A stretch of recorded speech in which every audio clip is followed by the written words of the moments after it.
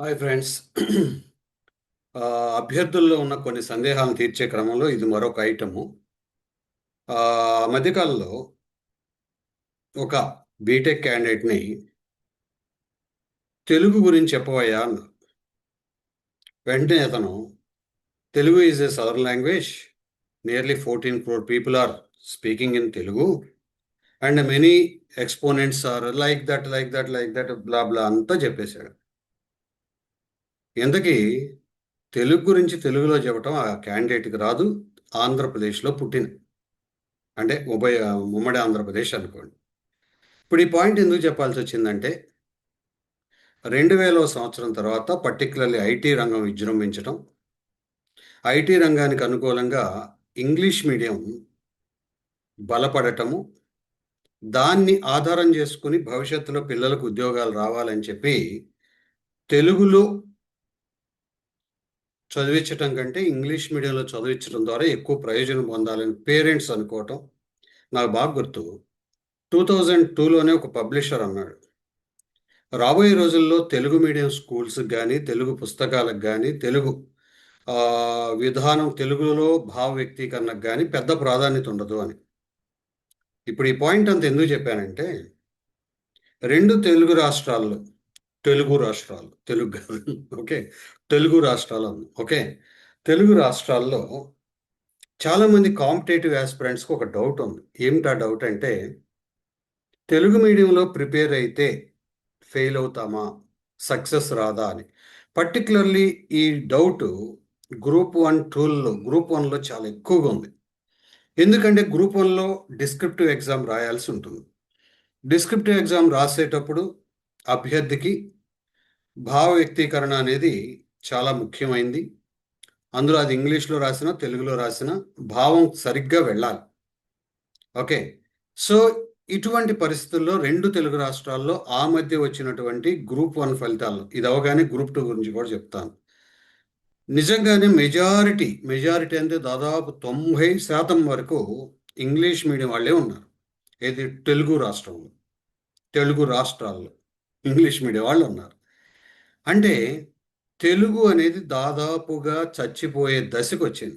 అంటే ప్రజల నానుడిలో కూడా, అంటే ప్రజల వ్యవహారంలో అంటాం, వ్యవహారంలో కూడా ఒకప్పుడు ఇంగ్లీష్ పదాలు లేకుండా పూర్తి సెంటెన్సెస్ తెలుగులో మాట్లాడగలిగేవాళ్ళు. ఇవాళ మాట్లాడాలంటే ఇంగ్లీష్ పదాలు లేకుండా తెలుగు సెంటెన్స్ అసలు మాట్లాడే, ఇక 40+ వాళ్ళు ఉన్నారు. కానీ ఈ 2010 ఈ ఏజ్ గ్రూప్ అంటే జెన్జీ గ్రూప్ కావచ్చు, జెనాల్ఫా కావచ్చు, ఓకే, వీళ్ళెవ్వరూ కూడా తెలుగు అనేది కష్టమైపోయింది. ఓకే, నా ఇటువంటి నేపథ్యంలో సరే పోటీ పరీక్షల విషయానికి వస్తే కారణాలు ఏమన్నా కానీ ఇందాక చెప్పినటువంటి ఇంజనీరింగ్ స్టడీస్ కావచ్చు, లేదా ఐటీ ఇన్ఫ్లుయెన్స్ కావచ్చు, లేదా కాన్వెంట్ స్టడీస్ మీద ఉన్న ప్రేమ కావచ్చు, చాలామంది తల్లిదండ్రులు ఇంగ్లీష్ వైపు మొగ్గు చూపారు. పర్టికులర్లీ ఇప్పుడు 20-30 ఉండే ఏజ్ గ్రూప్ పిల్లల్లో తెలుగులో పరీక్షలు రాసే వాళ్ళ సంఖ్య బాగా తగ్గిపోయింది. అయితే ఇప్పటికీ రూరల్ కావచ్చు, కొంతమంది ఇంగ్లీష్ మీద పట్టు రాని వాళ్ళు కావచ్చు, తెలుగు మీడియంలోనే ప్రిపేర్ అయ్యి కాంపిటేటివ్ ఎగ్జామ్లో రాయాలనుకుంటున్నారు. ఎంతవరకు సక్సెస్ అవ్వచ్చు అనే ఆలోచన చాలా మందిలో ఉంది. అది చాలామంది కోట్ చేస్తున్నారు. మిత్రులారా, గ్రూప్ 1 విషయంలో బెటర్ మీకు కొద్దిగా కమాండ్ లేకపోతే తప్ప ఇంగ్లీష్ మీడియంలో ప్రిపేర్ అవ్వండి. ఇప్పుడు ఒక ప్రాసెస్ జరుగుతూ ఉన్నప్పుడు ఇవాళ యూనివర్సిటీ ప్రొఫెసర్స్ కానివ్వండి, లేదా డిఎల్స్ కానివ్వండి, జేఎల్స్ కానివ్వండి, అసలు తెలుగు అనేది వాడకం తగ్గిపోయింది. ఒకప్పుడు ఇంగ్లీష్ అనేది కనెక్టింగ్ లాంగ్వేజ్ అనేవాడు. ఇప్పుడు తెలుగు అనేది కనెక్టింగ్ లాంగ్వేజ్ అయిపోయింది. అంటే తెలుగులో అనుసంధాన భాషగా మారిపోయింది కదా. అందుకని ఇంగ్లీష్ మీడియంలో కంటే తెలుగు మీడియంలో బాగా సక్సెస్ రేట్ తక్కువగా ఉంది. చాలామంది సక్సెస్ అయిన వాళ్ళు కూడా వాళ్ళు బహుశా ఇంగ్లీష్ మీడియంలో రాసి ఉంటే బెటర్ ర్యాంక్ వచ్చేదేమో అని వాళ్ళకి అభిప్రాయం ఉంది. నాకు కూడా అలాంటి అభిప్రాయమే ఉంది. ఎందుకంటే చాలామంది మెరిటోరియస్ పిల్లలు తక్కువ సర్వీస్కి వెళ్తున్నారు కనుక. ఓకే, ఒకానొకప్పుడు దరిద్రం ఎలా ఉండేదంటే ఆ జాగ్రఫీ సబ్జెక్టు, తెలుగు, ఆంథ్రో ఇలా ఒక సబ్జెక్ట్ ఉన్న రోజుల్లో ఆ సబ్జెక్టులు తీసుకుని ఉద్యోగాలు పొందేవాళ్ళు.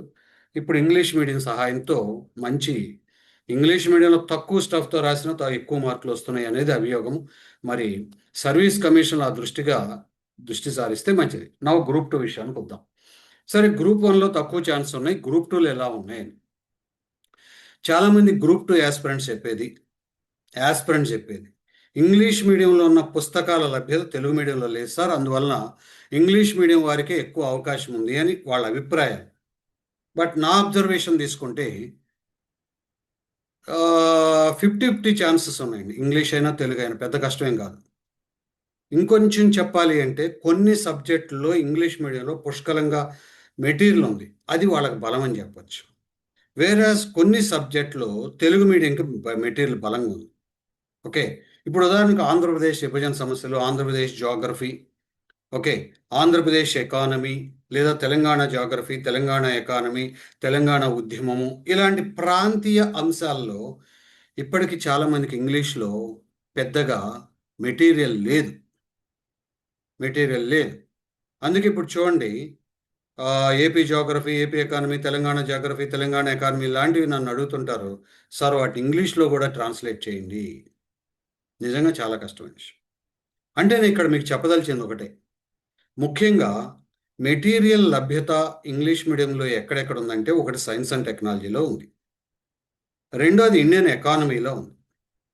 ఓకే, ఈ రెండు తప్ప, లేదా ఇంకొంచెం చెప్తే గవర్నెన్స్లో ఉంది, ఇంకొంచెం 1-2 ఏరియాల్లో ఉంది, కానీ మిగతా ఏరియాలన్నిట్లో English and Telugu medium material లభ్యత పుష్కలంగా ఉంది.